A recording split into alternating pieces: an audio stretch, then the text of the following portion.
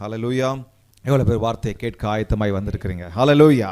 நம்ம எல்லாரும் சேர்ந்து இந்த வார்த்தையை நம்ம பார்க்கலாம். லூக்கா 19:1-10 முடிய ஒரு குறிப்பிட்ட சம்பவம் இந்த இடத்திலே நடக்கிறது. நான் ஒரு விசை வாசித்து விடுகிறேன். அவர் எரிகோவில் பிரவேசித்து அதன் வழியாய் நடந்து போகையில் ஆயக்காரனுக்கு தலைவனும் ஐஸ்வர்யவானுமாய் இருந்த சகேயு எண்ணப்பட்ட ஒரு மனுஷன் இயேசு எப்படிப்பட்டவரோ என்று அவரை பார்க்க வகை தேடினான். அவன் குள்ளனானபடியால் ஜனக்கூட்டத்தில் அவரை காணக்கூடாமல் அவர் போகும் வழியில் முன்னாக ஓடி அவரை பார்க்கும்படி ஒரு காட்டத்தி மரத்தில் ஏறினான். இயேசு அந்த இடத்தில் வந்தபோது அண்ணாந்து பார்த்து அவனை கண்டு, சகேயுவே, நீ சீக்கிரமாய் இறங்கி வா, இன்றைக்கு நான் உன் வீட்டிலே தங்க வேண்டும் என்றார். அவன் சீக்கிரமாய் இறங்கி சந்தோஷத்தோடு அவரை அழைத்து கொண்டு போனான். அதை கண்ட யாவரும், இவர் பாவியான மனுஷனிடத்தில் தங்கும்படி போனார் என்று முறுமுறுத்தார்கள். சகேயு நின்று கர்த்தரை நோக்கி, ஆண்டவரே, என் ஆஸ்திகளில் பாதியை ஏழைகளுக்கு கொடுக்கிறேன். நான் ஒருவனிடத்தில் எதையாகிலும் அநியாயமாய் வாங்கினதுண்டானால் நாலத்தனையாய் திரும்ப செலுத்துகிறேன் என்றான். இயேசு அவனை நோக்கி, இன்றைக்கு இந்த வீட்டுக்கு ரட்சிப்பு வந்தது. ஹல்லேலூயா. இவனும் ஆபிரகாமுக்கு குமாரனாய் இருக்கிறானே. இழந்து போனதை தேடவும் ரட்சிக்கவுமே மனுஷகுமாரன் வந்திருக்கிறார். ஹல்லேலூயா. கர்த்தர் தாமே வார்த்தை மூலமாய் நம்மோடு கூட இடைப்படுவாராக. இன்றைக்கும் நாம் இந்த பகுதியிலிருந்து ஒரு குறிப்பிட்ட சம்பவத்தை நாம் பார்க்க போகிறோம். மனிதனின் தேடுதல் இன்றைக்கு நிறைய ஆயிட்டு இருக்கு. நீங்கள் இந்த உலகத்தில் பார்க்கலாம், மனிதனின் தேடுதல் இன்றைக்கு நிறைய ஆயிட்டு இருக்கு. நீங்கள் கூகுள் சர்ச்சில் போய் ஒருத்தருடைய ஹிஸ்ட்ரியை தேடினீங்க அப்படின்னு சொன்னால், நம்ம என்னென்னலாம் தேடி இருக்கிறான், ஐயோ இந்த மனுஷன் இதையெல்லாம் தேடி இருக்கிறானா அப்படின்னு சொல்லி அந்த ஹிஸ்ட்ரியில் நீங்கள் பார்க்க முடியும். அல்லது நீங்கள் யூடியூப்பில் போய் அந்த மனுஷனுடைய ஹிஸ்ட்ரியை நம்ம பார்க்கும்போது அந்த ஹிஸ்ட்ரியில் என்னென்னலாம் வீடியோஸை பார்த்துருக்குறாங்க, ஓஹோ இவருக்குள்ளே இப்படிப்பட்ட தாளந்தெல்லாம் அடங்கியிருக்கா, இது எல்லாம் இவர் சர்ச் பண்ணி தேடி இருக்கிறாரா சொல்லலாமா? தேடுதல். அப்போது இந்த தேடுதல் மனுஷனுக்குள்ளாக இன்னைக்கு நிறைய ஆகிட்டு இருக்கு. தேடுதல் இன்னும் கொஞ்சம் சீக்கிரமாகவும் ஆயிடுச்சு, தேடுதல் இன்னும் கொஞ்சம் சுலபமாகவும் இன்னைக்கு ஆயிடுச்சு. ஒரு சில முக்கியமான காரியங்களை படிக்கிற விஷயத்தில், ஒரு சில விஷயங்களை நம்ம சேகரிக்கிற விஷயத்தில், இந்த ஆன்லைன் காரியங்கள் விஷயத்தில் தேடுற விஷயம் கொஞ்சம் சீக்கிரமாக ஆயிடுச்சு இன்னைக்கு. ஆக இன்றைக்கு மனுஷன் தேடிக்கொண்டே இருக்கிறான். அநேக தேடுதலில் மனிதன் இன்றைக்கு ஓடிக்கொண்டிருக்கிறான். சிலர் இன்னும் பலவிதமாய் வாழ்க்கையின் பிரயாணத்தில் பார்க்கும் பொழுது சிலர் பணத்தை தேடி ஓடிக்கிட்டே இருக்கிறாங்க, சிலர் பொருளை தேடி ஓடிக்கிட்டே இருக்கிறாங்க, சிலர் பதவியை தேடி ஓடிக்கிட்டே இருக்கிறாங்க, சிலர் சமாதானத்தை தேடி ஓடிக்கிட்டே இருக்கிறாங்க. இன்னும் சிலர் தனிமையை விரும்பி, நான் தனிமையாக இருக்கணும், நான் அங்கே போகணும், நான் இங்கே போகணும், அங்கே லைஃபை ஸ்பெண்ட் பண்ணணும், அங்கே இங்கே டைமை ஸ்பெண்ட் பண்ணணும் அப்படின்னு சொல்லி தனிமையை தேடி ஓடிக்கிட்டு இருக்காங்க. சிலர் விடுதலையை தேடி ஓடிக்கிட்டு இருக்கிறாங்க, சிலர் சுகத்தையும் ஆரோக்கியத்தையும் தேடி ஓடிக்கிட்டு இருக்கிறாங்க. ஆனால் இவை எல்லாவற்றுக்கும் ஆதாரமான தேவனை தேடுவதை அநேக சமயத்தில் அநேக மனிதர்கள் மறந்து போவதை நாம் பார்க்கிறோம். இன்றைக்கு சகேயுவின் வாழ்க்கையில் தேவன் எப்படிப்பட்டவரோ சொல்லலாமா, இயேசு எப்படிப்பட்டவரோ என்று அவரை பார்க்க, அவரை தேடி ஓடி வருவதை நம்ம பார்க்கிறோம். இவை எல்லாவற்றுக்கும், நம்ம தேடி போகிற எல்லாவற்றுக்கும் ஆரம்பம் அவரே, நாம் தேடி போகிற எல்லாவற்றுக்கும் ஆதாரமானவர் அவரே, நாம் தேடி போகிற எல்லாவற்றுக்கும் அடித்தளமானவர் அவரே என்பதை நம்ம மறந்து போயிடுறோம். இன்னும் பலர் இன்னும் கொஞ்சம் சொல்ல போகணும்னு சொன்னால் பெருமையை தேடி ஓடிக்கொண்டிருக்கிறார்கள், பாவத்தை தேடி ஓடிக்கொண்டிருக்கிறார்கள், விபச்சாரத்தை தேடி ஓடிக்கொண்டிருக்கிறார்கள், அநியாயத்தை தேடி ஓடிக்கொண்டிருக்கிறாங்க. சொல்லாமா, தேடி தேடி ஓடி ஓடி எல்லாவற்றையும் இழந்து போயிடுறாங்க.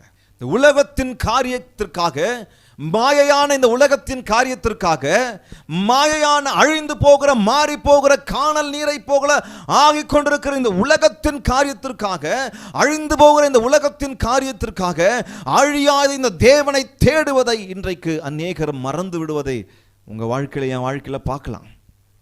அநேகர் நீங்கள் மனுஷர்களில் பார்க்கலாம், அநேக உள்ளங்களில் நீங்கள் பார்க்கலாம். ஆனால் இன்றைக்கு ஆண்டவர் இந்த சகேயுவின் மூலமாய் எனக்கும் உங்களுக்கும் ஒரு வார்த்தையை சொல்லிக் கொடுக்க ஆண்டவர் ஆவராக இருக்கிறார். நம்ம எல்லாரும் இந்த உலகத்தின் காரியங்களை தேடி ஓடும்போது தேவனை இறந்து போயிடுறோம். இயேசு சொல்றாரு, இழந்து போனதை தேடுவோம். எதை? யார? இழந்து போனதை தேடவும் ரட்சிக்கவுமே நான் வந்தேன் என்று சொல்றார். சங்கீதம் 14:2 வசனத்தில் அழகாய் ஒரு வசனம் சொல்லுகிறது பாருங்க. சங்கீதம் 14:2 எடுத்தவங்க மாத்திரம் வாசிங்க. எப்படி ஆண்டவர் சொல்றார் பாருங்க. தேவனை தேடுகிற உணர்வுள்ளவன். இதை சொல்லலாமா? என்னங்க சங்கீதக்காரன் சொல்றாரு, தாவீது சொல்றாரு, தேவனை தேடுகிற உணர்வுள்ளவன். திரும்ப சொல்லலாமா? தேவனை தேடுகிற உணர்வுள்ளவன் உண்டோ என்று பார்க்க கர்த்தர் என்ன பண்றாரா? கர்த்தர் பரலோகத்திலிருந்து மனுபுத்திரரை கண்ணோக்கினார். மனுஷங்களை பார்க்கிறாராம். அப்போ மனுஷன் எதை தேடி ஓடிக்கிட்டு இருக்கிறான்? மனுஷன் எதை நாடி ஓடிக்கிட்டு இருக்கிறான்? அழிவை தேடி ஓடிக்கிட்டு இருக்கிறான். நீங்க முன்னாடி முதல் வசனத்தை நீங்க வாசிங்க, யாராவது எடுத்தவங்க வாசிங்க. 14:1 மனுஷன் எதை தேடி ஓடிக்கிட்டு இருக்கிறான் பாருங்க.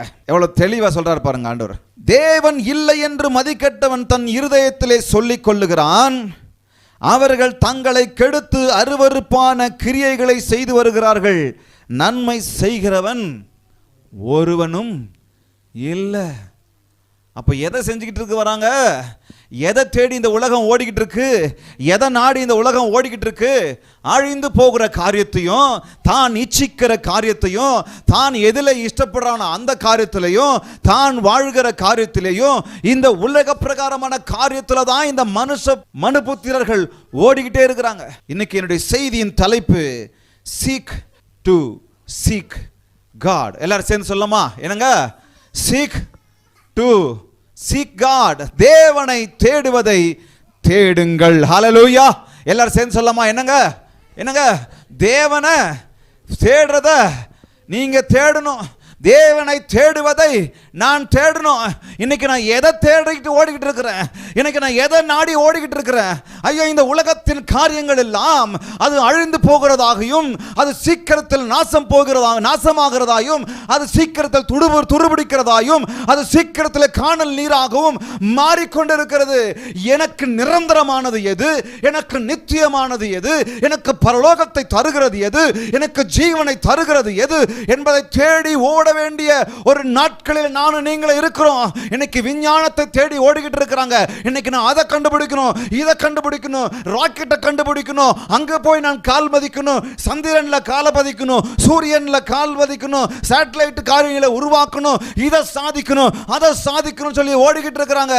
ஆனா இந்த உலகத்தின் ஆதாரம், உங்க வாழ்க்கையின் ஆதாரம், என்னுடைய வாழ்க்கையின் ஆதாரம், உங்க வாழ்க்கையின் ஆரம்பம், என்னுடைய வாழ்க்கையின் ஆரம்பம், உங்களுடைய வாழ்க்கையின் அடித்தளம், என்னுடைய வாழ்க்கையின் அடித்தளம் இந்த தேவன் மாத்திரம்தான். இந்த தேவனை தேடுவதை நானும் நீங்களும் கரங்களை தட்டி சொல்லலாம், தேட வேண்டும். ஹல்லேலூயா. இந்த தேவனை தேடுவதை தேடாமல் இருப்பதுதான் இன்னைக்கு நிறைய பேருக்கு குறைத்தலா இருக்கிறது. இன்னைக்கு நிறைய பேருக்கு டிராபேக்கா இருக்கிறது அதுதான். நீங்க சொல்லலாம், நான் சர்ச்சுக்கு வரேன். நீங்க சொல்லலாம், நான் பைபிள் வாசிக்கிறேன். நீங்க சொல்லலாம், நான் அதை பண்றேன், இதை பண்றேன். உண்மையாய் தேவனை தேடுகிறவனுடைய வாழ்க்கை எப்படி இருக்கும்? உண்மையாய் தேவனை தேடுகிறவனுடைய வாழ்க்கை என்ன மாற்றத்தை அவனுக்குள்ளாக உண்டாக்கும்? இன்னைக்கு நம்ம அதை பார்க்க போறோம். சொல்லமா, தேவனை தேடுவதை. என்னங்க, என்னை பார்த்து சொல்ல மாட்டீங்களா?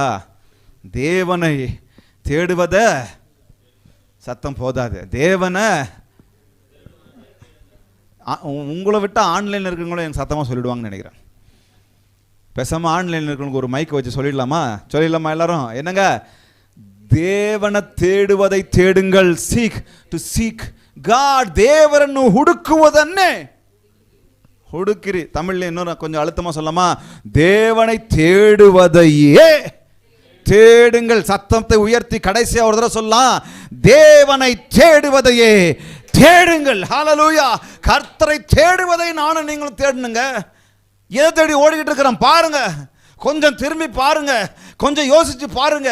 7 மாசம் முடிஞ்சிருச்சு. இந்த 1 வருஷத்துல நீங்கள் நானும் எதை தேடணும்? இந்த 7 மாசத்துல நீங்களும் நானும் எதை தேடணும்? எதுக்கு பின்னாடி ஓடணும்? இன்னைக்கு நான் எந்த நிலையில இருக்கிறேன்? என் ஆவிக்குரிய வளர்ச்சி எப்படி இருக்கு? நான் கர்த்தரை தேடி கர்த்தருடைய வாழ்க்கையிலே கர்த்தருடைய பிரசனத்திலே நான் இருந்து கர்த்தரை குறித்து அறிந்த காரியம் எவ்வளவு? கர்த்தருடைய அன்பின் ஆழம் அகலம் உயரத்தை தெரிந்த காரியம், புரிந்த காரியம், அனுபவித்த காரியம் எவ்வளவு? எப்போ பார்த்தாலும் கண்ணீர், எப்போ பார்த்தாலும் கஷ்டம், எப்போ பார்த்தாலும் அது இது துக்கம் துயரம் எல்லாத்தையும் சொல்கிறோமே. உங்களுக்கு ஆறுதல் சொல்ல பாஸ்டருங்க வேணும், உண்மைதான் வேணும் தான். ஆனால் கர்த்தரை நீங்களும் நானும் தேடிட்டு இருந்தோம்னு சொன்னால் ஆறுதல் அவரை டேரக்டாக கொடுத்துருப்பாரு. சகேயுவை மீட் பண்ணி கொஞ்ச நேரம் தாங்க. சகேயுவை இயேசு மீட் பண்ணி கொஞ்ச நேரம் தான். அதுக்கு முன்னாடி தான் ஒருத்தருக்கு கண்ணை கொடுத்துட்டு அப்படியே வந்துட்டு இருக்காரு. எரிகோ வழியாக போய்கிட்டு இருக்காரு. அவர் ஊழியத்தை பார்த்துக்கிட்டு அவர் பாட்டுக்கு போய்கிட்டு இருக்காரு. ஒரு மனுஷன் ஒருத்தரை தேடி, இயேசு எப்படிப்பட்டவரோ, இயேசு எப்படிப்பட்டவரோ, என் இயேசு எப்படிப்பட்டவரோ, கண்களை திறந்து வருகிறாரே, இவர் எப்படிப்பட்டவரோ, பிசாசை துரத்தி கொண்டு நடந்து ஊழியத்தை பண்ணிட்டு போறாரே, இவர் எப்படிப்பட்டவரோ. அவனுக்கு பணத்துக்கு குறைச்சல் இல்லை, அவனுக்கு பதவியில குறைச்சல் இல்லை. ரோமருக்குள்ள வேலை செஞ்சுக்கிட்டு இருக்கிறான், வரி வசூலிக்கிறவன், ஒன்னு இல்லை ரெண்டு இல்லை, அநியாயமாக சம்பாதிக்கிறான். அவனுக்கு பங்களாவுக்கு குறைச்சல் இல்லை, அவனுக்கு எதுவுமே குறைச்சல் இல்லை. ஆனால் அவனுக்குள்ளாக ஒரு தேடுதல் இருந்தது. இயேசு ஊழியம் செய்து கொண்டு வந்து கொண்டிருக்க போது அவன் சொல்றான், இயேசு எப்படிப்பட்டவரோ என்று பார்க்க வகை தேடினான். இன்னைக்கு நீங்களும் நானும் எத்தனை வருஷ விசுவாசியாக இருந்தாலும் சரி, ஊழியக்காரர்களாக இருந்தாலும் சரி, தேவனுடைய பிள்ளைகளாக இருந்தாலும் சரி, கர்த்தருக்காக மேடையில் நின்று கதறி கொண்டிருந்தாலும் சரி, ஒரு மியூசிஷியனா ஒரு சிங்கரா இருந்தாலும் சரி, தேவன் எப்படிப்பட்டவரோ என்று அவருடைய அன்பின் அகலம் ஆழம் உயரத்தை ஒவ்வொரு நாளும் அனுபவிக்க வேண்டும். அவரை ஒவ்வொரு நாளும் தேடிக்கொண்டிருக்க வேண்டும். அவருடைய பிரசனத்தை, அவருடைய சமூகத்தை, அவருடைய வார்த்தையை நாம் தேடிக்கொண்டிருக்க வேண்டும். முதலாவது தேவனுடைய ராஜ்யத்தையும் நீதியையும் நாம் தேடிக்கொண்டிருக்க வேண்டும். ஹல்லேலூயா. பின்பு தாங்க எல்லாமே கொடுக்கப்படும். ஆனா எல்லாத்துக்கும் பின்னாடி தான் நம்ம முதல்ல ஓடுறோம். கர்த்தரை தேடுவதற்கு முதல்ல ஓடுறது கிடையாது. தாவீது எவ்வளவு அழகா சொல்றார் பாருங்க, தேவனை தேடுகிற உணர்வுள்ளவன் உண்டோ என்று பார்க்க கர்த்தர் பரலோகத்திலிருந்து மனுஷரை பார்க்கிறாராம். ஆனா அவன் என்னென்ன தேடிக்கிட்டு இருக்கிறான்? எதுக்கு பின்னாடி ஓடிக்கிட்டு இருக்கிறான்? நீ உருவாக்கப்பட்டது இதுக்கு இல்லப்பா. You are made for a mission. நீ உருவாக்கப்பட்டது ஒரு பெரிய ஊழியத்திற்கு, நீ உருவாக்கப்பட்டது ஒரு பெரிய உன்னதமான காரியத்திற்கு, நீ உருவாக்கப்பட்டது எனக்காக வாழ்வதற்கு, நீ உருவாக்கப்பட்டது எதற்கு? தேவனை தேடுகிற உணர்வுள்ளவன் உண்டோ என்று பார்க்க கர்த்தர் ஒவ்வொருத்தரையும் பார்த்துக்கிட்டு இருக்கிறார். ஒவ்வொரு நாளும் பார்த்துக்கிட்டு இருக்கிறார். வசனத்தை மறந்துடாதீங்க. தேவனை தேடுகிற உணர்வுள்ளவன் உண்டோ என்று பார்க்கிறார். Seek to seek God. தேவனை தேடுவதை தேடுங்கள். அது மேலே விருப்பம் கொள்ளுங்க. தேவனை தேடுறதே நான் விருப்பமாக கொண்டிருக்கணும். சங்கீதக்காரர் சொல்றாரு, ஒன்றை நான் கேட்டேன் அதையே நாடுவேன். ஹல்லேலூயா. ஒன்றை நான் கேட்டேன் அதையே நாடுவேன். என்ன தெரியுமாப்பா? உங்க ஆலயத்தில் தங்கி இருப்பதையும் உம் ஆலய பிரகாரத்தில் நான் ஆராய்ச்சி செய்வதையுமே. ஹல்லேலூயா. சொல்றாரு, வேறிடத்தில் 1000 நாள் வாழ்வதை பார்க்கிலும் உம்முடைய ஆலய பிரகாரத்தில் வாழும் ஒரு நாள் மேலானது. இதை கர்த்தர் பார்க்கிறாருங்க. ஹல்லேலூயா. இதை கர்த்தர் பார்க்கிறார். தேவனை தேடுகிற உணர்வுள்ளவன் உண்டோ? என்னங்க அனுபவம் எனக்கும் உங்களுக்கும் கர்த்தரை தேடுவதை தவிர வேற? சர்ச்சுக்கு வாங்க, ஆலயத்திற்கு வாங்க, சபைக்கு வாங்க, சபையில் விழுந்து கிடங்கன்னு சொன்னால் நாங்கள் உங்களுக்கு பின்னாடியே விழுந்து கிடக்கணும். நீங்கள் சபையில் விழுந்து கிடக்கிறதுக்கு நாங்கள் உங்கள் பின்னாடி விழுந்து கிடக்கணும். நீங்கள் சபையில் விழுந்து கிடந்தீங்கன்னு சொன்னால் நன்மை யாருக்கு? தேவ பிரசனத்தில் நீங்கள் விழுந்து கிடந்தீங்கன்னு சொன்னால், தேவ ராஜ்யத்தில் விழுந்து கிடந்தீங்கன்னு சொன்னால், தேவனுக்காக நீங்கள் வாழ்ந்துக்கிட்டு இருந்தீங்கன்னு சொன்னால் நன்மை யாருக்குங்க? நான் விழுந்து கிடந்தேன், நன்மை யாருக்கு? எனக்கு தான். இத்தனை மணின்னா ராஜேஷ் அங்கே தான் இருப்பார் ஒரு காலத்தில். இந்த டைமா அவனை நம்பி அங்கே போகலாம். விழுந்து கடந்தோம். எல்லாரும் போயிடுவாங்க, தனியாக நான் இருப்பேன். சபையில் விழுந்து கிடந்தோம், இன்னைக்கு ஒரு ஊழியக்காரன் நிற்க வச்சிருக்காரு. எதுக்கு? நான் பெருமை பாராட்டுறதுக்கு இல்லை, தேவனை தேடுகிற உணர்வுள்ளவனாய் ஒரு காலத்தில் நம்ம இருந்தோம். ஒரு கூட்டத்திற்கு ஆசீர்வாதமாய் உங்களை வைக்க விரும்புகிறார். ஒரு கூட்டத்திற்கு பிரயோஜனமாய் கர்த்தர் உங்களை என்னையும் வைக்க விரும்புகிறார். ஒரு கூட்டத்திற்கு பலத்தை கொடுக்க, உற்சாகத்தை கொடுக்க, சமாதானத்தை பேச உங்களை வைத்திருக்கிறார். நீங்களும் நான் என்ன பண்ணணும்? கர்த்தரை தேடுகிற உணர்வுள்ளவர்களாக ஒவ்வொரு நாளும் நான் வாழணும். கர்த்தரை தேடுறது எப்படி தேடணும்? விருப்பத்தோடு, வாஞ்சையோடு. அது அது அந்த அந்த அந்த ஒரு அதுதாங்க என்னுடைய நோக்கமாகவே இருக்கணும். கர்த்தரை எப்போவுமே எல்லா விஷயத்துலையும் தேடிக்கிட்டே இருக்கணும் அப்படின்ற அந்த எண்ணம் இருக்கணும் எனக்கும் உங்களுக்கும். தேடுறவங்கள சும்மா விட மாட்டார் கர்த்தர். எரேமியா 29:13 சொல்றாரு, உங்கள் முழு இருதயத்தோடும் என்னை தேடினீர்கள், ஆனால் என்னை தேடுகையில் கண்டுபிடிப்பீர்கள். கரங்களை தொட்ட மாட்டோமா? ஹல்லேலூயா. You will seek me and find me when you seek me with all your heart. கர்த்தரை கண்டடையத்தக்க சமயத்தில் அவரை தேடுங்கள், அவர் சமீபமாய் இருக்கையில் அவரை நோக்கி கூப்பிடுங்கள். உபாகமம் 4:29 சொல்கிறது, அப்பொழுது அங்கே இருந்து உன் தேவனாகிய கர்த்தரை தேடுவாய், உன் முழு இருதயத்தோடும் உன் முழு ஆத்மாவோடும் அவரை தேடும்போது அவரை என்ன பண்ணுவீங்களா? கண்டடைவீர்கள் என்று வேதம் சொல்லுகிறது. ஹல்லேலூயா. அவரை கண்டு அடைஞ்சிட்டோம்னு சொன்னால் அதன் பிறகு நம்ம வாழ்க்கை வேறு விதமாக இருக்கும். வேர் எவ்வளவு ஆழம் போய் அந்த அடி தண்ணீரை தொடுகிறதோ அது வரைக்கும் கஷ்டம். ஒன்ஸ் அங்கே போய் தொட ஆரம்பிச்சிடுச்சுன்னா, பூமியின் அடித்தளத்தில் போய் அந்த தண்ணீரை தொட ஆரம்பிச்சிடுச்சுன்னா, அந்த ஆணி வேர் அங்கே போய் தொட ஆரம்பிச்சிடுச்சுன்னா, மேலே என்ன காற்று அடித்தாலும் என்ன புயல் அடித்தாலும் தாங்கிக்கிட்டு நிற்குங்க. அப்படிதான் நம்ம வாழ்க்கையும். இந்த சகேயுவை பாருங்க. If you truly seek God, நீங்களும் நானும் உண்மையாய் தேவனை தேடும்போது என்ன தெரியுமா நடக்கும்? நம்மளுக்குள்ளாக உண்மையாய் தேவனை தேடும்போது யூ வில் ரிப்பெண்ட். முதல் காரியம் சொல்லமா? ரிப்பெண்ட். மனம் திரும்புவீர்கள். நானும் நீங்களும் மனம் திரும்புவோம். நானும் நீங்களும் மனம் திரும்பி கொண்டிருப்போம்.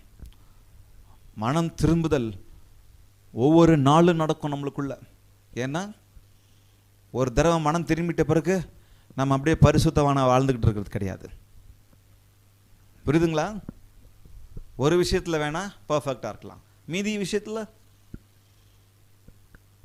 அப்போ மனம் திரும்புதல் ஒன்ஸ் ஆண்டவரை நான் ஏற்றுக்கொண்டாச்சு, அவர் தான் என் ரட்சிப்புன்னு வந்தாச்சு, அவருக்குள்ள நான் பிறந்துட்டு நான் மனம் திரும்பிட்டேன். ஆனால் ஒவ்வொரு நாளும் நான் என்னை மனம் திரும்புதலுக்குள்ளாகவே இருந்துக்கிட்டு இருக்கணும். அவர் சமூகத்தில் காத்திருக்கிட்டு இருக்கணும். செய்கிற ஒவ்வொரு செயலுக்கும் நான் ஆண்டவரே இந்த தடவை இன்னும் ஒரு விசை, இன்னும் ஒரு விசை. ஹல்லேலூயா. இங்கே பாருங்க 8வது வசனத்தை வாசிங்க. அவனுக்குள்ளாக வந்த மனம் திரும்புதல் எவ்வளோ அழகாக கிரியப்படுத்து பாருங்க. சகேயு நின்று கர்த்தரை நோக்கி, ஆண்டவரே. ஹல்லேலூயா. எப்படிப்பட்ட மனம் திரும்புதல் பாருங்க. ஏன்னா உள்ள குத்துது, உள்ள உறுத்துது, உள்ள ஏதோ செய்யுது. அவனை ஆண்டவரை மீட் பண்ண அந்த கொஞ்ச நேரத்தில் என்னவோ நடக்குது மனசுக்குள்ள. உடனே மனம் திரும்புதல் வந்துடுச்சு. இயேசு மீட் பண்ணி, நீ வாப்பா நான் உன் கூட வீட்டுக்கு வரணும் அப்படின்னு சொல்லி யாருமே வரல. அவன் ஆயக்காரன், முறுமுறுக்கிறாங்க ஜனங்க. 7வது வசனத்தை வாசிக்கலாமா? ஜனங்க முறுமுறுக்கிறாங்க. அதை கண்ட அவன் மரத்தில் இருக்கிறான். சகேயுவே நீ கீழே இறங்கி வாப்பா, நான் உன் வீட்டுக்கு வரணும் அப்படின்னு சொன்னேன். அதை பார்த்து அவர் கூட போன கண்டதை யாவரும் என்ன பண்றாங்களா? ஓ, இவன் எவ்வளோ பெரிய பாவி, இந்த ஊர் முழுக்க தெரியுது பாருங்க சகேயு எவ்வளோ பெரிய பாவி அப்படின்னா. அந்த ஜனங்க என்னென்னலாம் அனுபவிச்சிருப்பாங்க சகேயுவின் மூலமா. எவ்வளோ 1க்கு மேலே 2க்கு மேலே 3க்கு 4 மடங்கு வாங்கியிருப்பான் போல வரி. அநியாயத்துக்கு அநியாயமாக இருந்திருப்பான் போல, அநியாயத்துக்கு மோசம் பண்ணியிருப்பான் போல. ஐயோ இந்த பாவி இப்போதான் இவர் கண்ணை கொடுத்துட்டு வந்தார், இப்போதான் இவ்வளோ அதிசயம் செஞ்சுட்டு வந்தார், இவ்வளவு நல்ல மனுஷன், இவ்வளோ பரிசுத்தமான மனுஷன், இந்த பாவியின் வீட்டுக்கு போகிறதா? அப்படிப்பட்ட மனுஷனை இயேசுவை மீட் பண்ணி வீட்டுக்குள்ள போகிறதுக்கு முன்னாடியே என்ன பண்றாங்களா? சகேயு நின்று கர்த்தரை நோக்கி, ஆண்டவரே என் ஆஸ்திகளில் பாதியை. எப்படிப்பட்ட மனம் திரும்புதல் பார்த்தீங்களா? எப்படிப்பட்ட மாறுதல் பார்த்தீங்களா? எப்படிப்பட்ட மறுரூபம் பார்த்தீங்களா? நான் ஒருவனிடத்தில் எதையாகிலும் அநியாயமாய் வாங்கினதுண்டானால், கொஞ்சம் இக்கு வச்சு தான் சொல்றாரு, வாங்கியிருக்கிறாரு. என்னங்க, வாங்கியிருக்கிறாரு, ஆனா கொஞ்சம் இக்கு வச்சு சொல்றாரு வாங்கினது உண்டானால். அப்படின்னா மறந்துட்டு இருக்கிறான், அவன் எவ்வளவுதான் பண்ணியிருக்கிறான்னு தெரியல, அவனுக்கே தெரியல அவன் பண்ண அநியாயம் எவ்வளோ பெருசுன்னு சொல்லி. அவன் சொல்றாரு, நான் ஒருவனிடத்தில் எதையாகிலும் அநியாயமாய் வாங்கினது உண்டானால் அதை நான் என்ன பண்றேங்க, இது தாங்க மனம் திரும்புதல். ஹல்லேலூயா, ஹல்லேலூயா. இதுதான் மனம் திரும்புதல். எல்லா காரியத்திலிருந்தும் மனம் திரும்புதல் உண்டாயிடுச்சு பாருங்க. மனசுக்குள்ள ஒரு பெரிய மாற்றம், ஒரு மறுரூபத்தை கர்த்தர் கொடுத்துட்டார் பாருங்க. என் கண்களில் எல்லா காரியம் பாருங்க, என் கண்களில் செய்த பாவத்திலிருந்து நான் மனம் திரும்பணும், என் கைகளினால் செய்த பாவத்திலிருந்து நான் மனம் திரும்பணும், என் மனதினால் செய்த பாவத்திலிருந்து நான் மனம் திரும்பணும், என் செயல்களினால் செய்த பாவத்திலிருந்து நான் மனம் திரும்பணும். நான் இதுவரை செய்த எல்லா தவறுகளிலிருந்தும் எல்லா பாவங்களிலிருந்தும் முழுவதுமாக எதிர்ப்புறமாக செல்வதே மனம் திரும்புதல். பாருங்க, இங்க கவனிங்க. நான் ஏதோ ஒரு கர்த்தரை மீட் பண்ற வரைக்கும், கர்த்தரை பார்க்குற வரைக்கும் ஒரு விஷயத்தை செஞ்சுக்கிட்டு இருந்தேன். இங்கே தான் இருக்கிறீங்களா? ஒரு விஷயத்தை செஞ்சுக்கிட்டு இருந்தேன். அது வரைக்கும் அது எனக்கு தப்புன்னு தெரியல. உலகத்தில் இது தப்பு இல்லைடா, கொஞ்சம் சம்பளத்தோட கொஞ்சம் கிம்பளம் வாங்கலாம், கொஞ்சம் பொய் சொல்லலாம், கொஞ்சம் திருடலாம், கொஞ்சம் அதை பண்ணலாம், கொஞ்சம் இதை பண்ணலாம், கொஞ்சம் இந்த உலகத்தில் அப்படி ஒத்து போனாதான்டா வாழ முடியும். இங்கே தான் இருக்கிறீங்களா? கொஞ்சம் பொய் சொன்னதாண்டா வியாபாரத்தில் வாழ முடியும், கொஞ்சம் அதை மறைச்சாதான்டா வாழ முடியும், கொஞ்சம் அநியாயமாக நடந்தாதான்டா வாழ முடியும். கிளைண்ட்டுக்கிட்ட இத்தனை மணிக்கு வரேன்னு சொல்கிறேன், இத்தனை மணிக்கு நான் போல, பரவாயில்ல கொஞ்சம் நேரம் கழித்து போகலாம். அதெல்லாம் பிஸ்னஸில் சாதாரணம். சொல்லமா தொழில் தர்மம், அதெல்லாம் பார்க்கக்கூடாதுடா. என்ன தர்மம்? தொழில் தர்மத்தெல்லாம் பார்க்கக்கூடாதுடா. எத்திக்ஸ் எல்லாம், பேசிக் எத்திக்ஸ் எல்லாம் பார்க்கக்கூடாது. பார்த்தா அப்புறம் அவங்க கூட நம்ம போட்டி போட முடியாது. புரியுதுங்களா? நீங்கள் கர்த்தரை மீட் பண்ணீங்கன்னு சொன்னால் முழுசாக ரிப்பெண்ட் ஆகிடுவீங்க. கொஞ்சம் வச்சுக்கிட்டு கொஞ்சம் வஞ்சனம் பண்ணிக்கிட்டு இருக்க மாட்டோம். அநியாயம் செஞ்சோம்னா அதிலேருந்து ரிப்பெண்ட் ஆகும். பாவம் செஞ்சோம்னா அதெல்லாம் இப்போ எல்லாம் பாவத்துக்குள்ளே தான் வருது. பாவம் செஞ்சோம்னா அதிலிருந்து ரிப்பெண்ட் ஆகும். மனதளவில், கண்ணளவில், இருதயத்தின் அளவில், செயலளவில். ஆனால் இன்னைக்கு எது தேடி ஓடிட்டு இருக்கு இந்த உலகம்? தாங்கள் செய்கிறது பாவமே பாவம் என்று தெரியாமல் இந்த உலகம் ஓடிக்கிட்டு இருக்கு. மோசம் மோசம் மோசத்திலும் மோசமாக இந்த உலகம் ஓடிக்கிட்டு இருக்கு. அதை ப்ரைடுன்னு வேற சொல்லிக்கிறாங்க. என்னம்மா? அதை ப்ரைடா செய்கிற தவறு ப்ரைடா. நாலு செவத்துக்குள்ள செய்கிறது பயந்துக்கிட்டு இருந்தவங்க ஊருக்கு நடுவில் ஸ்ட்ரீட்டில் செய்கிறாங்க, அது ப்ரைடா. ஆனால் இயேசுவை நீங்கள் சந்தித்தீர்கள் என்றால் சொல்லலாமா? இயேசுவை அவன் சந்திச்சானா மாறிடுவான். எனக்கு ஒரு பாஸ்டருடைய வீடியோ பார்த்தேன். இயேசுவுக்கு முன் இயேசுவுக்கு பின், இயேசுவுக்கு முன்னாடின்ற அந்த வீடியோ பார்க்குறேன். தலை முதல் கால் வர டேட்டோ. அதுவும் ஒரு ஏதோ வார்த்தையை போட்டு அந்த மாதிரி எதுவும் இல்லை, ஃபுல்லு விகாரமான டேட்டோ. தலையிலிருந்து காலிலிருந்து எல்லாம், நாக்கு எல்லாமே. ஒரு நாள் இயேசுவை சந்தித்தான் இந்த சகையை போல. அதன் பிறகு அவங்க மூஞ்ச பார்க்கணும், அந்த முகத்தில் இருக்கிற பிரகாசத்தை பார்க்கணும். அந்த முகத்தில் கர்த்தர் அந்த பிரகாசத்தை கொடுக்கிறார் பாருங்க. அப்படியே அந்த முடிஞ்ச அளவுக்கு எவ்வளவெல்லாம் அழிக்க முடியுமோ அழிச்சிட்டு தன்னுடைய வாழ்க்கையை மாற்றிக்கொண்டு இன்னைக்கு ஊழியம் பண்ணிக்கிட்டு இருக்கிறாங்க. ஹல்லேலூயா. என்னங்க, கர்த்தரை சந்திச்சா ரிப்பெண்ட் ஆகாம யாரும் இருக்க முடியாதுங்க. ஏன் சொல்லுங்க? சகேயுக்கு ஒரு எண்ணம் இருந்துச்சு, என்ன எண்ணம்? பணத்துக்கு குறைச்சல் இல்லை, பொருளுக்கு குறைச்சல் இல்லை, பதவிக்கு குறைச்சல் இல்லை. ஆனால் இயேசு எப்படிப்பட்டவரோ என்று தேடி ஓடி வராரு. ஹல்லேலூயா. அப்படி தேடி ஓடி வரும்பொழுது கர்த்தர் அவருடைய வாழ்க்கையை மாற்றுகிறார். அவர் சைலண்டாக இருந்திருக்கலாம். இயேசு வந்தார், என் வீட்டுக்கு வந்தார், எதுவுமே பேசாமல் மனசுக்குள்ளே வச்சு செஞ்சுக்கலாம். நான் இந்த மாதிரி தான் ப்ராமிஸ் பண்ணுவேன். என் வீட்டில் ஜாஸ்தி ப்ராமிஸ்லாம் கொடுக்க மாட்டேன். ஏன்னா நிறைவேற்றுறதுக்கு எனக்கு திராணி இருக்குமோ இல்லையான்னு எனக்கே சந்தேகம். அதனால் என் பிள்ளைங்க ஏதாவது கேட்டதுன்னு சொன்னால் நான் என்ன பண்ணுவேன்? பார்க்கலாம் தான் சொல்லுவேன். பார்க்கலாம், கொடுப்பேன்னு சொல்ல மாட்டேன்.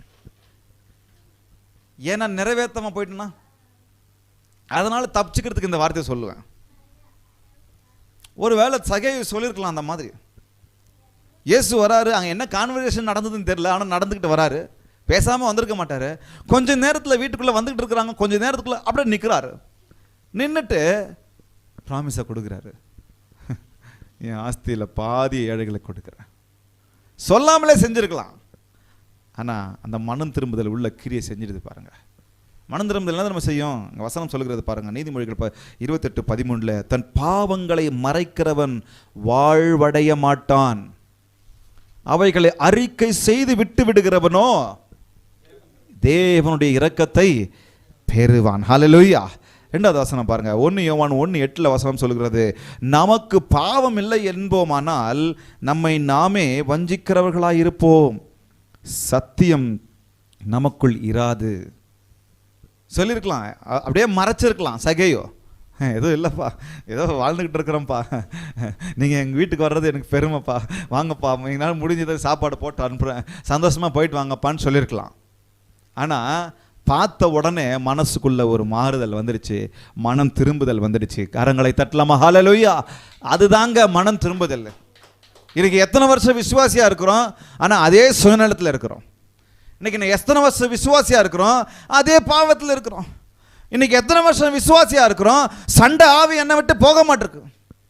எத்தனை வருஷம் விசுவாசியா இருக்கிறோம், மன்னிக்காத ஆவி என்னை விட்டு போக மாட்டிருக்கு. எத்தனை வருஷம் விசுவாசியா இருக்கிறோம், இன்னும் ஆண்டவர் கூட சரியான உறவு இல்லை. எத்தனை வருஷம் விசுவாசியா இருக்கிறோம், இன்னும் தேவனை தேடுகிற விதத்தில் தேவனை தேடத்தக்க கண்டடையத்தக்க சமயத்தில் கண்டடைவது கிடையாது. ஏன்னா உள்ள மனம் திரும்புதல் ஒரு சில விஷயங்களுக்கு வரல, வேணுன்ற விஷயங்களுக்கு மாத்திரம் வந்துச்சு. அவர் பாவத்திலேருந்து ரட்சிப்பு கொடுத்துட்டாரா, சரி விடுங்க. அப்புறம் கடைசியில் போகிற சமயத்தில் அவர்கிட்ட எல்லாத்துக்கும் மன்னிப்பு கேட்டுட்டு போயிடலாம். இது இல்லைங்க. என் வாழ்க்கையை கர்த்தர் மாற்றினார்னா அன்றைக்கே சரி பண்ணுவாருங்க. ஹல்லேலூயா. சகேயுவே, நான் உன்னை உருவாக்கினது எதுக்கு? நீ அங்கே இருக்கிறதுக்கல்ல, அதே சேற்றில் இருப்பதற்கல்ல, நீ அநியாயமாய் வாழ்வதற்கல்ல, நீ பாவத்தில் வாழ்வதற்கல்ல, நீ அசுத்தத்தில் வாழ்வதற்கல்ல, இன்னும் நீ பயத்தில் வாழ்வதற்கல்ல, இன்னும் நீ குழப்பத்தில் வாழ்வதற்கல்ல, வேறு யாருக்காகவோ வாழ்வதற்கல்ல. நீ ரோமன் கீழே வேலை செஞ்சாலும் நீ எவ்வளவு அநியாயம் செய்கிற பாரு, அதுக்காக வாழ்றதுக்கு இல்லை. இந்த கான்வர்சேஷன்லாம் என்ன போச்சுன்னு தெரியல எனக்கு, அதுக்காக வாழ்றதுக்கு இல்லை. ஆனால் மனம் திரும்புதல் சகேவின் வாழ்க்கையில் உண்டாயிடுச்சு. ஹல்லேலூயா. நீ எனக்காக வாழ வேண்டும் என்கிறதான அந்த காரியம் உள்ளத்தில் கிரியை செஞ்சிருச்சுங்க. சொல்லம்மா ரிப்பண்ட். எல்லாம் சேர்ந்து சொல்லம்மா. முதல் காரியம், சகேவை கர்த்தர் மீட் பண்ண உடனே, இயேசு மீட் பண்ண உடனே உள்ளுக்குள்ளே என்ன வந்துடுச்சு? ரிப்பெண்ட் ஆயிடுச்சு. 2வது காரியம் பாருங்க, if you truly seek God, நானும் நீங்களும் தேவனை உண்மையாக தேடும்போது நீங்களும் நானும் ரீசெட் ஆயிடுவோம். எல்லாம் சொல்லலாமா? என்னங்க ரீசெட்? எல்லாம் சொல்லலாம், எல்லாம் சொல்லலாம். என்ன சொல்லுங்க? ரீசெட். தமிழில் இதுக்கான சரியான வார்த்தை என்னன்னு தெரியல, ஆனாலும் கூகுள்லையும் இன்னும் பல ஏஐ டூல்ஸ்லையும் போட்டு பார்த்தோம். மீட்டமைக்கப்படுவீர்கள். என்னங்க? புதுசா மாறிடுவீங்க, நீங்க ரீசெட் ஆயிடுவீங்க. அப்படியே நீங்க உள்ளுக்குள்ள இருந்து எல்லா காரியமும் அப்படியே ரீசெட் ஆயிடுவீங்க. பாருங்க, ரீசெட்னு உங்களுக்கு மைண்டுக்குள்ள வர்றது என்ன? மொபைலில் வர ஃபேக்ட்ரி ரீசெட் தான். எங்கள் மம்மி இது மொபைலு 3-4 தடவை ரீசெட் பண்ணிட்டோம். அதுவே பழைய மொபைலு. அதில் நம்ம பிள்ளைங்க என்ன பண்ணுறதுங்க, எப்போவாவது மொபைலை கொடுத்த கொஞ்ச நேரம் கொடுத்தா போதும், அதில் இல்லாத கேமுங்களை போட்டுட்டு இல்லாத தேவையில்லாத கேமிங்களை டவுன்லோட் பண்ணி அதுக்கு தேவையில்லாத அப்ளிகேஷனுங்க டவுன்லோட் பண்ண வேண்டிய அப்ளிகேஷனை விட்டு அதுக்கு பின்னாடி என்னென்னவோ தேவையில்லாமல் அதுங்களே டவுன்லோட் ஆகிடுதுங்க. கொஞ்சம் நாளில் கொஞ்சம் அப்படி வைரஸ்ஸு அது இதுன்னு வந்து ஏதாவது அர்ஜென்ட்டு கால் பண்ணலான்னு பார்த்தா அது முழிக்குமோன்னு பார்த்தா அது கண்ணை முழிச்சு காமிச்சிட்டு இருக்குது. உள்ளுக்குள்ளே போயிட்டுருக்குது வைரஸ். உள்ளுக்குள்ளே இடம் தாங்கலை, இருக்கிறதே எத்தனை ஜிபி தான். அத்தனை ஜிபிலையும் எல்லாம் ஆப்பையும் போட்டு அப்படியே நெருக்கி வச்சுட்டு இருக்கிறோம். அந்த ரேமுக்கு வேலையே இல்லை, ரேண்டம் ஆக்சஸ் மெமரிக்கு வேலையே இல்லை, வேலை கொடுக்கவே முடியல. அவர் ஏதோ ஒரு சந்தில் பொந்தில் புகுந்து நான் கேட்ட விஷயத்த வந்து மொபைலில் ஸ்க்ரீனில் காமிக்கணும். அதுக்குள்ளே ஒரு அந்த உள்ள ரேம் என்ன கஷ்டப்படுதுன்னு தெரில உள்ள மொபைலுக்குள்ளே. அப்புறம் நம்ம என்ன பண்ணோம், போன வாரம் கூட சொன்னேம்மா சீக்கிரமாக ரீசெட் பண்ணணுமா, இருக்கிற எல்லா அப்ளிகேஷன்லையும் தொலைச்சி போடாதுலேருந்து ஃபேக்ட்ரி ரீசெட் கொடு, போ அபோட்டுக்கு போ, என்ன செட்டிங்ஸ்க்கு போ, செட்டிங்ஸ் போய் என்ன பண்ணு கீழே வந்து லாஸ்ட்டில் ஃபேக்ட்ரி ரீசெட் இருக்கும், உஷாராக பார்த்து கொடுத்துருங்க.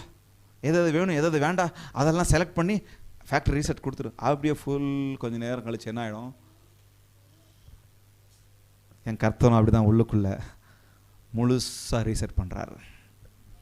ஹல்லேலூயா, முழுசாக ரீசெட் பண்ணுறாரு பாருங்க. அது வரைக்கும் அவனுக்கு அந்த உணர்வே இல்லை. இயேசுவை மீட் பண்ணுற வரைக்கும் அவன் தப்பு செஞ்சுட்டு இருக்கிறதான்ற உணவு இருந்துச்சா இல்லையான்னு தெரில. ஆனால் ரீசெட் ஆகலை, எனக்கு தெரில. உள்ளுக்குள்ளே மனசாட்சி கொத்திக்கிட்டு இருந்திருக்கலாம். ஆனாலும் இப்படி தாண்டா வாழ்ந்து அவனும் வேறு வழி இல்லை, வாழ்ந்துட்டு போகலான்டா. அவனை மாதிரி வாழ்ந்தா வீட்டை கட்ட முடியாது, இவங்கள மாதிரி வாழ்ந்தா பணத்தை கட்ட பேங்க்கில் போட முடியாது, இவங்கள மாதிரி வாழ்ந்தா பிள்ளைங்களை படிக்க வைக்க முடியாது, இருந்துட்டு போட்டும் போ, 10ஓட 11 இந்த பாவத்தில் போகட்டும் போடா அப்படின்னு கூட இருந்திருக்கலாம். ஆனால் இயேசுவை மீட் பண்ண உடனே ஒருவன் கிறிஸ்துவுக்குள் இருந்தால் பழையவைகள் எல்லாம் ஒழிந்து போயின, எல்லாம் ரீசெட் ஆகின. ஹல்லேலூயா, கரங்களை தட்டலாமா? ஹல்லேலூயா. ஒருவன் கிறிஸ்துவுக்குள்ள இருந்தா என்னங்க, பழையதெல்லாம் ஒழிஞ்சு போயிடுச்சு, எல்லாம் புதிதாகின. இதான் என் அப்பாவை மீட் பண்ணும்போது நடக்கிறது விஷயம். இயேசு எப்படிப்பட்டவரோன்னு நீங்கள் தேடினீங்கன்னா, என்னை கேட்கிற ஆன்லைனில் கேட்கிற என்னுடைய பிள்ளைகள், தேவ பிள்ளைகளை, நீங்கள் இயேசு எப்படிப்பட்டவரோன்ற அந்த தேடுகை உங்களுக்குள்ளாக இருந்துச்சுன்னு சொன்னால், நீங்கள் கர்த்தரை தேடுவீர்கள் என்று சொன்னால் நீங்கள் மனம் திரும்புவீங்க, நீங்கள் ரிப்பெண்ட் ஆகுவீங்க, நீங்கள் ஃபுல்லாக ரீசெட் ஆகிடுவீங்க. மறுரூபமாக்கி விட்டார், புது ஜீவன் தந்து விட்டார், உன் பாத சுவட்டில் என்னை நடக்க வைத்து விட்டார். ஹல்லேலூயா, ஹல்லேலூயா. எவ்வளோ அழகாக சொல்கிறார் பாருங்கள். இங்கே பாருங்கள், அதே வசனம் தான். சகேயு நின்று கர்த்தருக்கு, ஆண்டவரே என் ஆஸ்திகளில் பாதி ஏழைகளுக்கு கொடுக்கிறேன், நான் ஒருவனிடத்தில் எதையும் ஆகிலும் அநியாயமாக வாங்கிறது உண்டானால். ஒரு அழகான மறுசீரமைப்பு, ஒரு அழகான ரீசெட்டு அந்த மனுஷனுக்குள்ளே வந்துச்சு. சகேயு பணத்தை தேடி ஓடிக்கிட்டு இருந்தார் ஒரு காலத்தில். அவர் அந்த டேக்ஸ் கலெக்டராக இருந்து அந்த பணத்தை தேடி பணத்துக்கு முக்கியத்துவம் கொடுத்து பணம் கிடைக்கணும், செல்வம் கிடைக்கணும், தேவனை தேடுறது எனக்கு தேவையில்லை, தேவன் எனக்கு அவசியம் இல்லை அப்படின்னு சொல்லி அதுக்கு பின்னாடி ஓடிக்கிட்டு இருந்தார். சகேயு ரோமருக்கு பின்னாடி ரோமருக்குள்ள வேலை செஞ்சுக்கிட்டு இருந்தார். அந்த பதவி எனக்கு முக்கியம், யூத ஜனங்களாக இருந்தாலும் யூதராக இருந்தாலும் நான் ரோமருக்குள்ள என் ஜனங்களுக்கெல்லாம் நான் உண்மையாக இல்லைனாலும் பரவாயில்ல, அவருக்கு கீழே வேலை செஞ்சு இந்த வேலை முடியறதுக்குள்ள எவ்வளவு சுருட்ட முடியுமோ சொல்லம்மா. என்னங்க உதாங்கிறீங்களா, சிரிக்கிறீங்களா? ரோமருக்கு கீழே வேலை செஞ்சுட்டு இருக்கிறேன், இப்போ விட்டா எப்போ பிடிக்க முடியும்? தமிழில் ஒரு வார்த்தை இருக்குது, அன்னைக்கு இருந்துச்சா இல்லையான்னு தெரில, காற்றுள்ள போதே தூற்றிக்கொள். இப்போவே கரண்ட் இருக்கும்போது அயன் போட்டுக்கோ. இப்போவே புது மொழி இது. கரண்ட் இருக்கும்போது அயன் போட்டுக்கோ, இப்போவே என்ன பண்ணிடு, எல்லாத்தையும் முடிச்சிரு.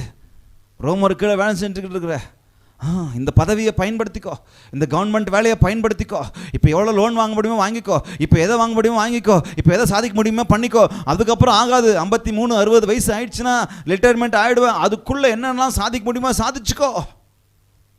அப்படி தான் என் சகை இருந்திருப்பார். அது வரைக்கும் ரீசெட் ஆகணும், மறுரூபம் ஆகணுன்ற எண்ணம் இருந்திருக்காது. சமூகத்தினால எவ்வளோ நிராகரிக்கப்பட்டிருக்கார் பாருங்க, எவ்வளோ அநியாயம் பண்ணியிருந்தார்னா, இப்போ இந்த பாவை வீட்டுக்கு இந்த பரிசுத்தவான் போறதா, எவ்வளவு அநியாயக்காரன். ஆனா இயேசுவை கண்ட உடனே என் இயேசுவை கண்ட உடனே, இந்த இயேசு எப்படிப்பட்டவர் என்று நீங்கள் தேடுவீர்களானால், நீங்கள் இயேசுவை கண்ட உடனே பழையவைகள் எல்லாம் ஒழிந்து போயின, எல்லாம் புதிதாயின. புதுசாக உங்களை ரீஸ்டோர் பண்ணுவார். ரீசெட் பண்ண உடனே மொபைல் என்ன ஆகுது? புதுசாக ஆன் ஆகுது. புதுசாக உள்ள இருக்கிற இதெல்லாம் ரீஸ்டோர் ஆகுது. அப்புறம் கேட்கும், இது வேணுமா? ரீஸ்டோருக்கு கேட்கும், இது வேணுமா, இந்த அப்ளிகேஷன் வேணுமா, இது வேண்டாவா, அதுக்கெல்லாம் டிக்கு கொடுத்து இதெல்லாம் தேவையில்லை, இதெல்லாம் தேவையில்லை. ஓகே, என் அப்பா உங்களையும் என்னையும் ரீசெட் பண்ண இந்த நாட்களில் மீண்டுமாய் விரும்புகிறார். எதை விடணும், எதை அழிக்கணும், எதை எரேஸ் பண்ணணும், எதை ரீசெட் பண்ணணும், கர்த்தர்கிட்ட ஒப்பு கொடுத்துடணும். ஹல்லேலூயா. ஒப்பு கொடுக்கலாமா? எதை விடணுமோ அதை விடணும். கர்த்தர் சமூகத்தில் எதை, ஆண்டவரே இந்த பாவம் என்ன இன்னும் சுற்றிக்கிட்டு இருக்கு, இந்த பாவம் என்ன இன்னும் வச்சுக்கிட்டு இருக்கு, எதை விடணுமோ இதை விட்டுருங்கப்பா அப்படின்னு சொல்லணும். எடுத்து போடுங்கப்பா எனக்குள்ளாக அப்படின்னு சொல்லணும். நானும் நீங்களும் ரீசெட். கவனிங்க, இதில் 3 விஷயம் சொல்கிறேன். Seek him to find your purpose. உங்கள் நோக்கத்தை கண்டறிய அவரை தேடுங்க. அது வரைக்கும் எனக்கு நோக்கமெல்லாம் என்னங்க? எனக்கு நோக்கமெல்லாம் பணம் தான். இயேசுவை சந்திக்கிறதுக்கு முன்னாடி வரைக்கும் என்னங்க? எனக்கு நோக்கமெல்லாம் என்ன? பணம் தான். இயேசுவை சந்திக்கிறதுக்கு முன்னாடி வரைக்கும் என் நோக்கமெல்லாம் என்னங்க? இந்த வாலிப பிரயத்தில் எவ்வளவு சந்தோஷமா வாழ முடியுமோ நான் வாழ்ந்துக்கலாம். இயேசுவை சந்திக்கிற வரைக்கும் என் நோக்கமெல்லாம் என்ன? என் பர்பஸ் எல்லாம் என்ன? இந்த உலகத்தில் எதையாவது சாதிச்சுட்டு வாழலாம், எதையாவது சாதிச்சுட்டு சாகலாம். இயேசுவை சந்திக்கிற வரைக்கும் இந்த உலகத்தில் என் நோக்கமெல்லாம் என்ன? எனக்காக வாழணும், சுயநலமாக வாழணும். எவ்வளவு வேணாலும் அடி, எவ்வளவு வேணாலும் அநியாயம் பண்ண, எவ்வளவு வேணாலும் நாசம் பண்ண, எவ்வளவு வேணாலும் லஞ்சம் பண்ண, இயேசுவை சந்திக்கிற வரைக்கும். ஆனால் இயேசுவை சந்திச்சிட்ட பிறகு, ஹல்லேலூயா, இயேசுவை சந்திச்சிட்ட பிறகு அவன் பர்பஸ் மாறிடுச்சு. அவன் பர்பஸ் என்னவாயிடுச்சு? இயேசுவை சந்திக்கிற வரைக்கும் அவன் பர்பஸ் வேற. அவனுக்காக வாழ்ந்துகிட்டு இருந்தான். இயேசுவை சந்திச்ச பிறகு மற்றவங்களையும் கொஞ்சம் நினைக்கிறான். கரங்களை தட்டலாமா? ஹல்லேலூயா, ஹல்லேலூயா. மற்றவங்களையும் நினைக்கிறான். Seek him to find your power. உங்களுடைய சக்தி என்ன, உங்கள் பலம் என்ன அப்படின்னு சொல்லி தெரியணும்னு சொன்னால் பக்கத்தில் பார்த்து சொல்லுங்க, அவரை தேடுங்க. யாரை தேடுங்க? மரத்தில் ஏறியாவது இயேசுவை பார்க்க போங்க. ஐபிஎல் மேட்சை மாத்திரம் மரத்தில் ஏறி பார்க்குறோம். அப்படி ஐபிஎல் மேட்சை போய் மரத்தில் ஏறி பார்க்குற அளவுக்கு அந்த ஐபிஎல் மேட்ச்சில் என்ன இருக்குன்னு தெரியல. அந்த ராயல் சேலஞ்சில் என்ன இருக்குன்னு தெரியல. வேற என்ன இருக்கு? சென்னை சூப்பர் கிங்ல சிஎஸ்கேல என்ன இருக்குன்னு தெரியல. இவர் எப்படிப்பட்டவரோ, இந்த மேட்ச் எப்படிப்பட்டதோ அதை பார்க்கறதுக்கு நான் மரத்து மேலே ஏறுறேன், பில்டிங் மேலே ஏறுறேன், மூச்சு அடிச்சு சாகுறேன். ஒரு ஹீரோவை பார்க்கணும்னு சொன்னா என்ன கஷ்டம்! எப்படி இந்த ஹீரோவா, என் ஹீரோவை தொட்டு பார்க்கணும், என் கதாநாயகனை தொட்டு பார்க்கணும். மனுஷன் அவரும் அவங்களதான் சொல்றாங்க, ஐயா எங்களை கொஞ்சம் நிம்மதியாக விடுங்கய்யா. வீட்டில் என் வீட்டு ஓரத்தில் இருக்க ஒரு டீ கடையில் டீ குடிக்க கூட என் வீட்டுக்கு எனக்கு முடிய மாட்டிருக்குன்னு கதறாங்க அந்த ஹீரோங்க. ஆனால் நம்ம என்ன பண்ணுறோம்? என் ஹீரோ எப்படிப்பட்டவரோ அப்படின்னு தேடி போகிறோம். என் விராட் கோலி எப்படிப்பட்டவரோ, என் தோனி, என் தோனி எப்படிப்பட்டவரோ, இந்த சீமான் எப்படிப்பட்டவரோ. சீமான் தெரியும் தானே உங்களுக்கு? தமிழ்நாட்டு சீமான் ஐயா, மிஸ்டர் சைமன் சீமான் எப்படிப்பட்டவரோ. ஃபோட்டோ பிடிக்க போகிறேன், இவருக்கு ஃபோட்டோ பிடிக்க போகிறேன், அஜித்துக்கிட்ட ஃபோட்டோ பிடிக்கணும், விஜய்கிட்ட ஃபோட்டோ பிடிக்கணும். இவர் எவ்வளோ பெரிய மனுஷன், எவ்வளோ எப்படிப்பட்டவரோ. இவருக்கு கொஞ்ச நேரம் டைம் ஸ்பெண்ட் பண்ணால் போதும். அது வரைக்கும் சகேயுக்கு அவன் பவரே தெரில. ஆனால் இயேசுவை தெரிஞ்சுக்கிட்ட பிறகு அவன் பவர் என்னன்னு தெரிஞ்சிருச்சு. அவனுடைய பலன் எதுன்னு தெரிஞ்சிடுச்சு. அவனுடைய பலன் யார் தெரியுமா? இந்த கர்த்தர் தான். ஹல்லேலூயா. உங்கள் பலன் உங்கள் ஹீரோ இல்லைங்க. உங்கள் பலன் உங்கள் பணம் இல்லை, உங்கள் பொருள் இல்லை, உங்கள் பதவி இல்லைங்க. அவர் எப்படிப்பட்டவரோ என்று நீங்கள் அவரை தேடும்போது அவரே உங்கள் பலன் என் பலன் என்று காண்பித்து கொடுப்பார். என் பலன் ஒரு நாள் குன்றி போகும், ஆனால் கர்த்தரின் கை குறுகி போவதில்லை. ஓங்கிய புயத்தினாலும் பலத்த கரத்தினாலும் என்னை உங்களை நடத்துகிறவர் அவர். கோழி தன் குஞ்சுகளை கூட்டி சேர்ப்பது போல உங்களை என்னையும் கூட்டி சேர்த்து என்னை உங்களையும் பாதுகாக்கிறவர் அவர். அவர் தான் எனக்கு உங்களுக்கும் பலன். ஆனால் இன்னைக்கு நான் எதை தேடிட்டு ஓடிட்டு இருக்கிறேன்? தயவு செய்து கொஞ்சம் யோசிச்சு பாருங்க. மனுஷனை தேடி ஓடிக்கிட்டு இருக்கிறோம். ஒரு ஹீரோவுக்கு பர்த்டே கொண்டாடணும்னு சொன்னா அப்படி இவரு கதறார். ஒரு ஹீரோவுக்கு விஷ் பண்ண போனார் 2 வருஷத்துக்கு முன்னாடி. ஒரு ஹீரோ, நான் ஒரு தடவை சொல்லியிருக்கிறேன்னு நினைக்கிறேன். ஒரு ஹீரோ பர்த்டேவா, அந்த பர்த்டேக்கு இவர் விஷ் பண்ண போனாராம். யாரு? ரசிகர் விஷ் பண்ண போனாராம். அவர் அங்கே இல்லையாம். அவர் மேலே என்ன தப்பு இருக்கு? அவர் பர்த்டேக்கு வேறு எங்கன்னா போயிருப்பார். இந்த மாதிரி நீங்களாம் வந்து தொந்தரவு கொடுப்பீங்க, வேறு எங்கன்னா போய் நிம்மதியாக இருக்கலாம் அப்படின்னு சொல்லி ஏதாவது வெளிநாட்டுக்கு ஏதாவது ரிசார்ட்டுக்கு எங்கன்னா போயிருப்பார். அவர் ஹீரோ இல்லையா, இவர் அங்கேயே தீ குளிச்சு சேர்த்துட்டாரு. பொய் சொல்லுங்க, உண்மைங்க இது. எதுங்க உங்க பவர்? யாரு உங்க பவர்? உங்க ஹீரோவா? தோனியா உங்க பவர்? விராட் கோலியா உங்க பவர்? கபில் தேவா உங்க பவர்? ஒரு காலத்தில் கபில் தேவ். டெண்டுல்கரா? God of cricket. டெண்டுல்கருக்கு பேரு என்ன? God of cricket. அவர் தான் உங்க பவரா? உங்க பவர் கர்த்தருங்க. நீங்களும் நானும் கர்த்தரை தேடினா போதும், அவர் தான் உங்க பவர். அவரே உங்க பவரா வந்து நிற்பாருங்க. ஹல்லேலூயா. அது வரைக்கும் அவனுக்கு தெரியல. If you truly seek him, நீங்களும் நானும் முழுவதுமாய் அறிந்து கொள்வோம், கர்த்தரே என் பலன். ஹல்லேலூயா. மூன்றாவதாக 2வது பாயிண்ட்ல, seek him to see your progress. உங்கள் முன்னேற்றத்தை கண்டடையணும்னு சொன்னால் கர்த்தரை தேடணும். ஆனால் நீங்கள் உங்கள் முன்னேற்றத்தை கண்டடைங்க. பாருங்க, அது வரைக்கும் அவன் வாங்கிறது தான் அவனுடைய பவர், அவன் வாங்கிறது தான் அவனுடைய நோக்கம், அவன் வாங்கிறது தான் அவனுடைய வளர்ச்சின்னு நினச்சிக்கிட்டு இருந்தான். என்ன?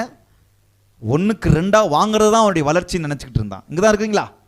1க்கு 2 வாங்கினா போதுண்டா, சுருட்டினா போதுண்டான்னு நினச்சிக்கிட்டு இருந்தான். ஆனால் கர்த்தரை சந்தித்த பிறகு வாங்குவதல்ல, கொடுப்பதே என்னுடைய பவர். ஹல்லேலூயா. வாங்குவதல்ல, கொடுப்பதே என்னுடைய வளர்ச்சி. வாங்குவதல்ல, கொடுப்பதே என்னுடைய நோக்கம் என்று அவன் அறிந்து கொண்டான். அதுக்கு தாங்க கர்த்தரை தேடணும். இன்னைக்கு நான் எனக்கு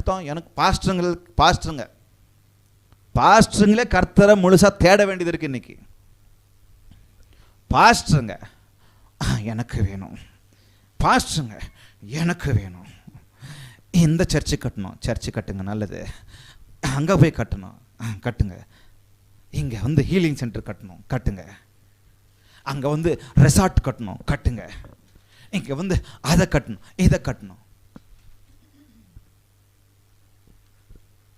சர்ச்சு கட்டுங்க, சந்தோஷமாக கட்டுங்க. ஆனால் அதை கட்டுறேன், இதை கட்டுறேன், அந்த கட்டுறேன், இந்த ஹீலிங் சென்டரை கட்டுறேன். ஏன் சர்ச்சில் ஹீலிங் சென்டர் ஹீலிங் பண்ண மாட்டாரா கடவுள்? கடவுள் நடந்து போகும்போது என்ன சர்ச்சு தேடி தேடி போய் ஹீலிங் பண்ணிட்டு இருந்தார்? தெரு தானே ஹீலிங் பண்ணிட்டு இருந்தார். போங்க, நீங்கள் நானும் நடந்து போய் தெருவாக போய் எல்லாருமே கை வச்சு ஹீலிங் பண்ணிட்டு வாங்க. இல்லை, அதெல்லாம் வேணாம்.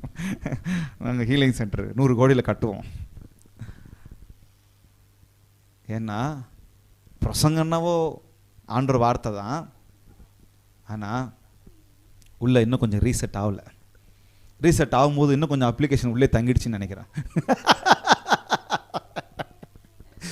என்னங்க, டெலீட் ஆகாமல் தங்கிடுச்சின்னு நினைக்கிறேன். ரீசெட் பண்ணும்போது உள்ளுக்குள்ளே கொஞ்சம் இன்னும் கொஞ்சம் இருக்கட்டும்பா அப்படின்னு தங்கிடுச்சின்னு நினைக்கிறேன்.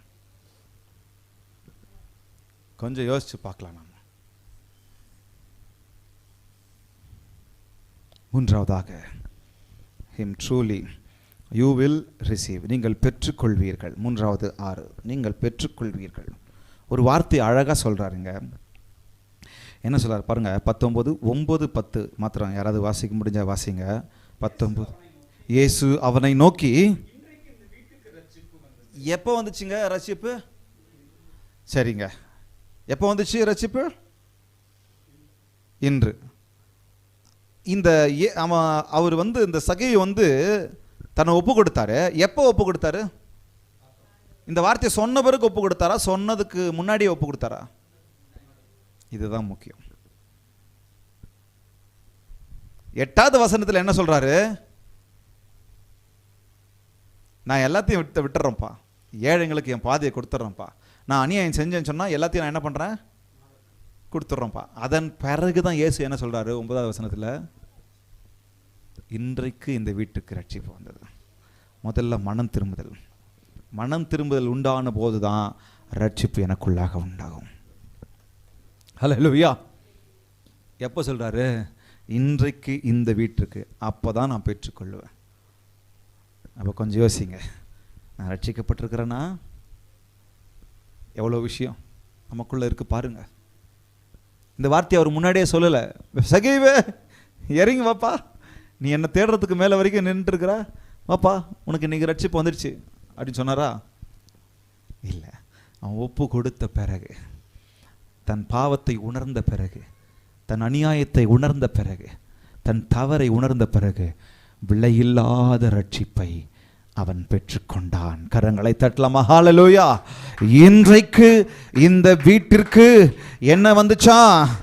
இன்றைக்கு இந்த வீட்டிற்கு ரட்சிப்பு வந்துடுச்சு. ரெண்டாவதாக பாருங்க, ரட்சிப்பு வந்தது. அடுத்தது வாசிங்க பிரதர். இதுதான் ரொம்ப முக்கியம், கவனிங்க. ரட்சிப்பு வந்தது, இவனும் ஆபிரகாமுக்கு குமாரனாய் இருக்கிறான். தொலைந்து போயிருந்தான், அவிசுவாசியா இருந்தான், பலவீனனா இருந்தான், அநியாயக்காரனா இருந்தான், அநியாயமாய் வசூலிக்கிறவனா இருந்தான், அநேகருக்கு கொடூரத்தை செய்தான், அவ்வளவு சுயநலமாய் இருந்தான், பண வெறியனா இருந்தான். ஆனா இன்னைக்கு இவன் வீட்டுக்கு ரட்சிப்பு வந்தது. இவன் வீட்டுக்கு இன்னைக்கு ரட்சிப்பு வந்தது. இவனும் ஆபிரகாமுக்கு குமாரனா இருக்கிறான் என்று சொன்னால் என்ன அர்த்தம்? ஆபிரகாம் என்ன பேர் அவருக்கு? விசுவாசிகளின் தகப்பன், விசுவாசத்தின் தகப்பன். எல்லாரும் விசுவாசிக்கிறாங்களே, அது எல்லாத்துக்கும் ஆரம்பம் அங்கதான்பா. என்ன மாதிரி விசுவாசம் வச்சான், இன்னைக்கு அதே விசுவாசத்தை இந்த பையன் வச்சிருக்கிறான் பாருங்க. இதுதாங்க வளர்ச்சி, இதுதாங்க பெற்றுக்கொள்ளுதல், இதுதாங்க பெரிய விஷயம். நிறைய வசனம் இருக்கு, நமக்கு டைம் இல்லை. இவனும் ஆபிரகாமின் குமாரனுமாய் இருக்கிறானே என்று சொல்லி, இழந்து போனதை தேடவும் ரட்சிக்கவுமே மனுஷகுமாரன் வந்தான். அப்போ கவனிங்க, நம்ம எல்லாரும் விசுவாச மார்க்கத்தார். இன்னைக்கு சகையை பார்த்து அன்றைக்கு சொன்னது போல என்னையும் உங்களையும் பார்த்து, ஆன்லைனில் இருக்கிற புதிதாய் கேட்டுக்கொண்டிருக்கிற இந்த வார்த்தை கேட்டுக்கொண்டிருக்கிற உங்களை என்னையும் பார்த்து கர்த்தர் ஒரு வார்த்தை சொல்லணும். இன்றைக்கு இந்த வீட்டிற்கு ரட்சிப்பு வந்தது. ஹல்லேலூயா. அதை சொல்லிட்டு சொல்லணும், நீங்களும் ஆபிரகாமின் குமாரன் தானே. இதுவும் முக்கியம். அப்போ ஆபிரகாம் என்னவென்னெல்லாம் பெற்றுக்கொண்டாரோ அந்த ஆசீர்வாதத்தை உங்களுக்கும் ஆண்டவர் கொடுக்க வல்லவராயிருக்கிறார். ஆபிரகாம் என்னென்னலாம் வாங்கிக்கிட்டாரோ அது எல்லாத்தையும் உங்களுக்கு கொடுக்கிறார். எப்படி ஆபிரகாம் விசுவாசிச்சாரு? ஒன்றுமே தெரியாது. நீ உன் இனத்தையும் உன் வீட்டாரையும் விட்டு நான் காண்பிக்கிற இடத்துக்கு போன்னு சொல்லி ஒரு வார்த்தையும் சொல்ல, அப்போ எங்கன்னு கூட சொல்லலை, போய்கிட்டே இருக்கிறாரு. அதுதாங்க விசுவாசம். ஹல்லேலூயா. போய்கிட்டே இருக்கிறார், ஆண்டவர் காண்பிச்சுட்டே இருக்கிறாரு. கடைசியில் இன்னொரு விசுவாசம் என்ன?